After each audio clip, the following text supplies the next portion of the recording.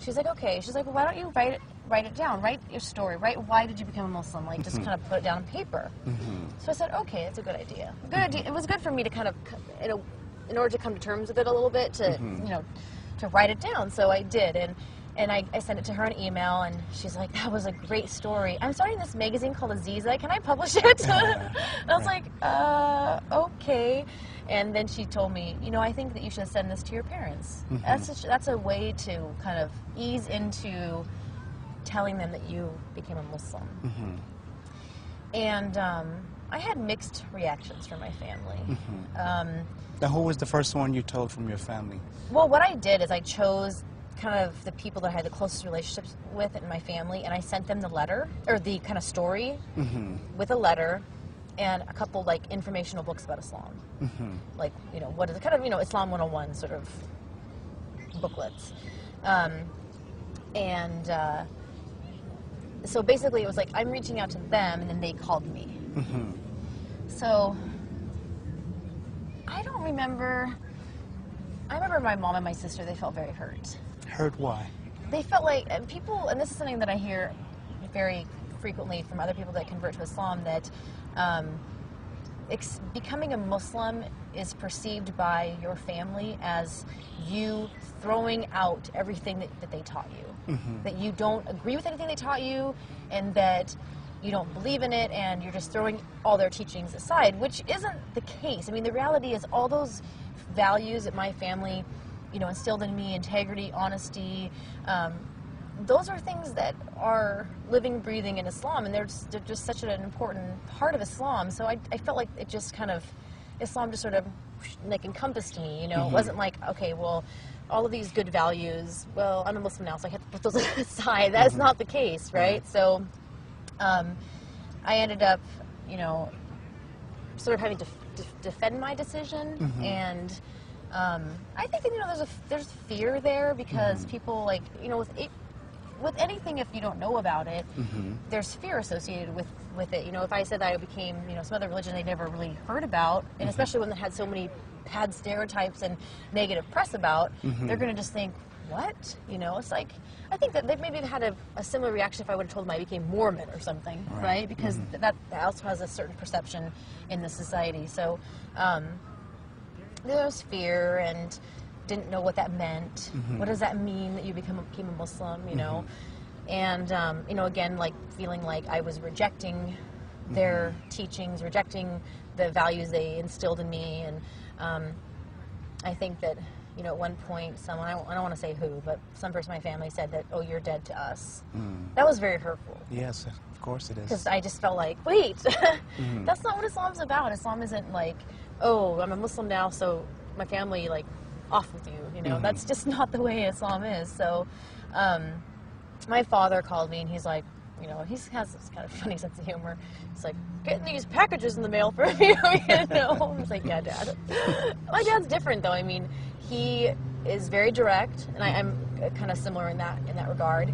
He right away he's like, hey, well, I want to know about what's this, what's that, what's this, And I was like, well, it's this, that, and it. Oh, okay. People are going to think that you became Muslim because of these friends of yours. Well, I didn't become Muslim because of them. I became Muslim because I decided to become Muslim. Okay, So, in the beginning, there was some transition, and, I was the same old Michaela. Right. I think what was even harder than telling them I became Muslim was when I started wearing hijab. Because before, Americans, I think this is very, common, is that your belief is something inside and that no one knows. Like, if I'm walking on the street, 99% of people, I have no idea what their belief is.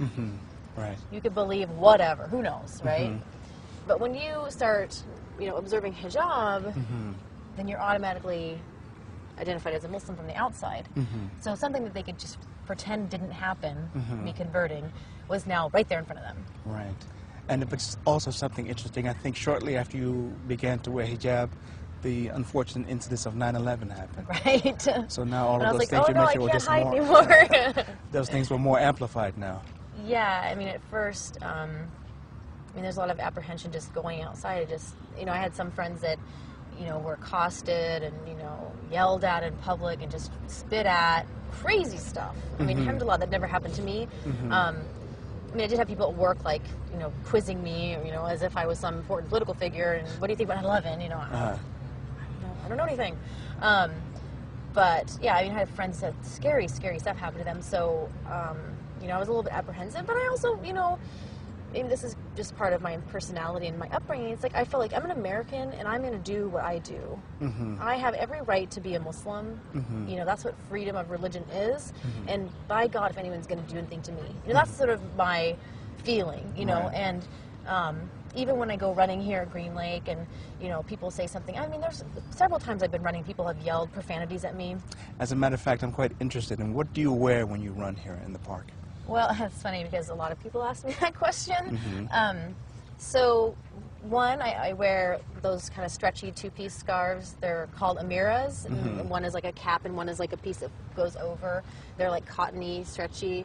And then I always wear like long sleeve, usually men's clothing, unfortunately, but long sleeve T-shirt that's really long. And if it's not long enough, then I add like a piece of fabric to the bottom. And then I just wear like running pants. And then I'm very picky about the shoes I wear because it's very important when you're running. Right. So just something that's, breathable, loose, modest.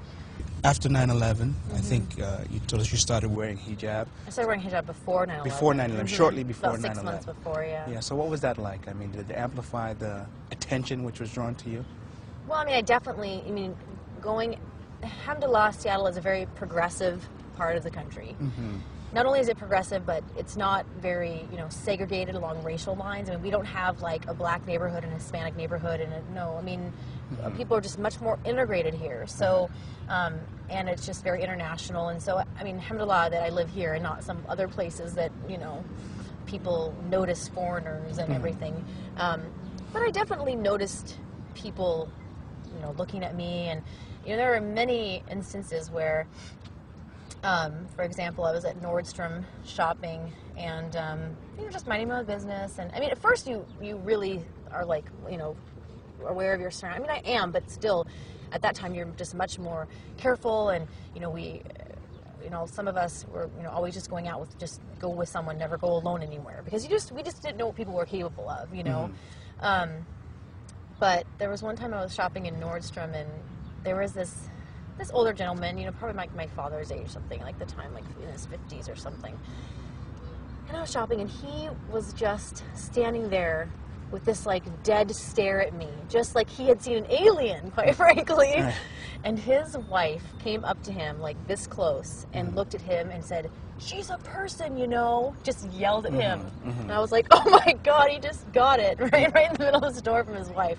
So that's like shows the contrast. I mean, there are people here locally who just saw a Muslim and some wearing hijab and just were scared, frightened, what is that? And then there are the people like that man's wife who were coming and defending us. I mean, I live next to the Northgate Mosque, and there were neighbors there who stood 24/7 outside the mosque and said, we love our Muslim neighbors, and don't come here, because someone tried to burn down the Northgate Mosque.